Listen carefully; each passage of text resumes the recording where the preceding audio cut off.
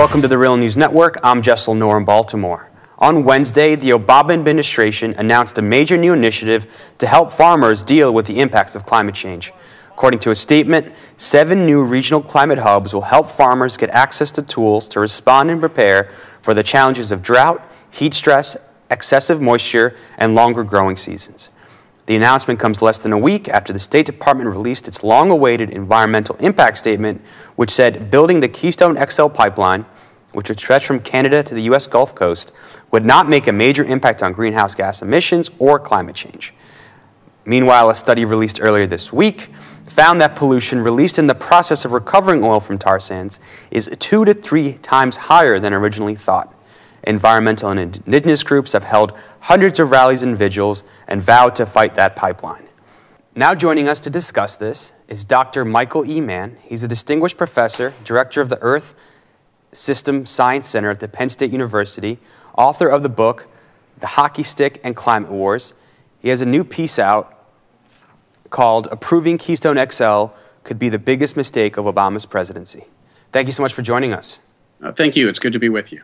So let's start off by getting your reaction to this new announcement that'll help farmers deal with the impacts of climate change. Then we'll go into your reaction to this environmental impact statement the State Department released about Keystone XL. Yeah, so this latest announcement that the administration is going to be setting up these hubs to help farmers deal with the impacts of climate change that they are already facing. It's important that we do that. The fact is that there is a certain amount of climate change that's already locked in, that's already in the pipeline. Even if we stop burning fossil fuels today, we are still committed to as much as another degree of warming of the globe, a worsening of drought, potentially even more extreme weather, damaging weather. So we're already going to need to take precautions, to take adaptive measures to deal with the impacts that climate change is already having and will continue to have.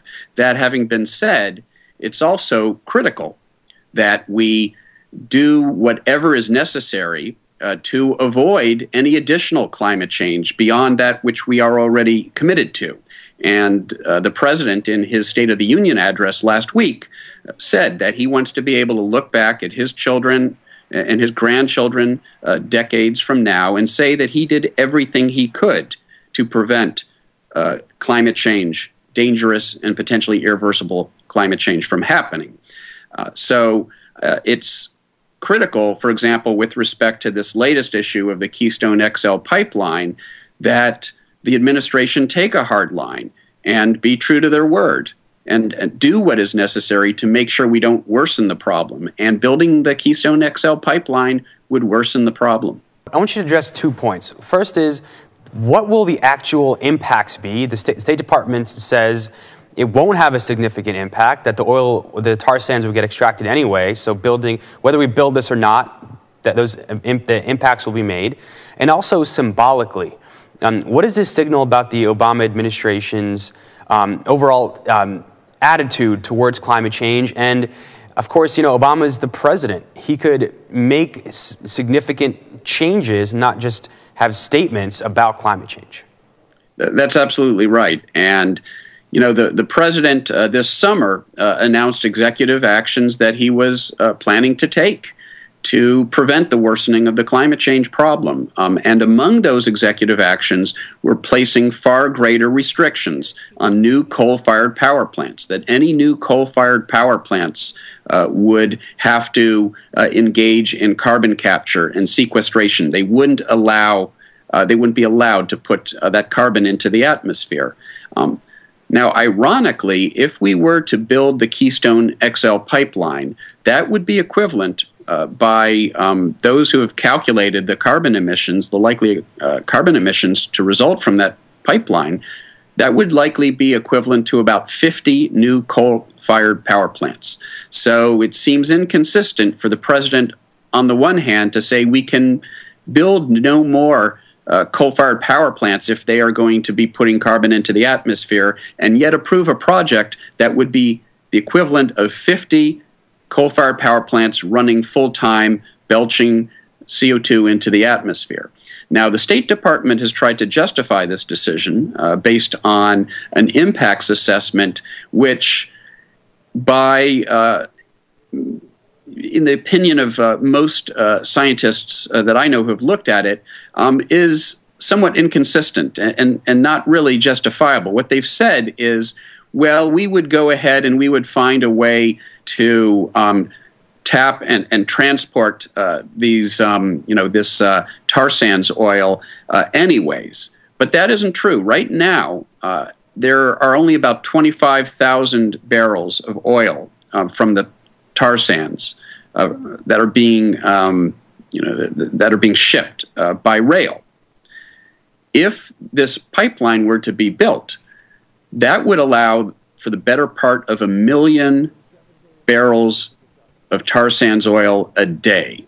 So to argue that in the absence of the pipeline, we would somehow scale up from a rail infrastructure that right now can only transport about 25,000 barrels to the better part of 1 million barrels just isn't credible. Moreover, we know what the dangers are of shipping tar sands oil by train. In Montreal, or in Quebec, earlier this year, there was a train full of tar sands oil that crashed into the city.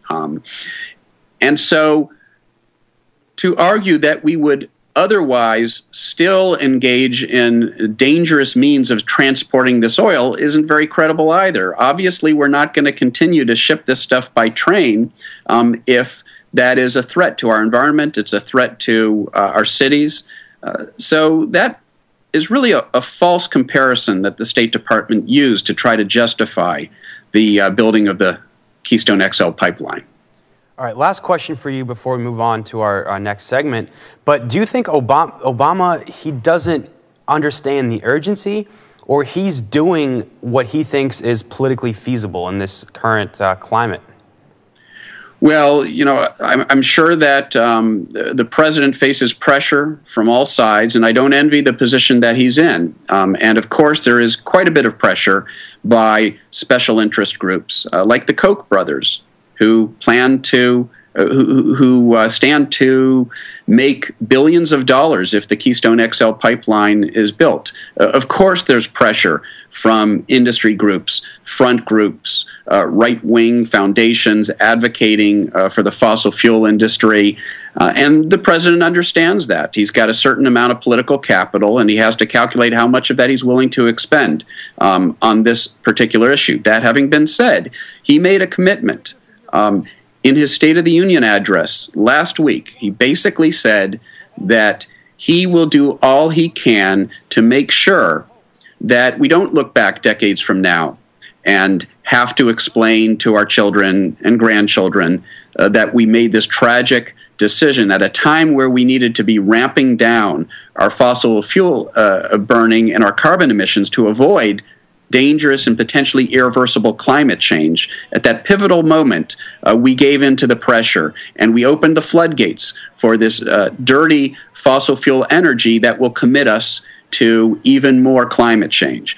Hopefully, the president will be true to his word and will fulfill that promise that he made to us in his State of the Union address and not allow this pipeline to be built. Dr. Mann, thank you so much for joining us for part one of this discussion. Thank you. It was a pleasure. And for our viewers, we're going to continue this conversation with Dr. Michael Mann. He's a renowned climate scientist. And in fact, his work has gotten so much attention by the right wing. He's been accused of being a fraud. He's been compared to serial child molester Jerry Sandusky, in fact. And he's filed a defamation suit against some of his detractors who've published in the National Review. And so we'll talk about some of his work and the impact it's having on the discussion of climate change in this country. Thank you so much for joining us.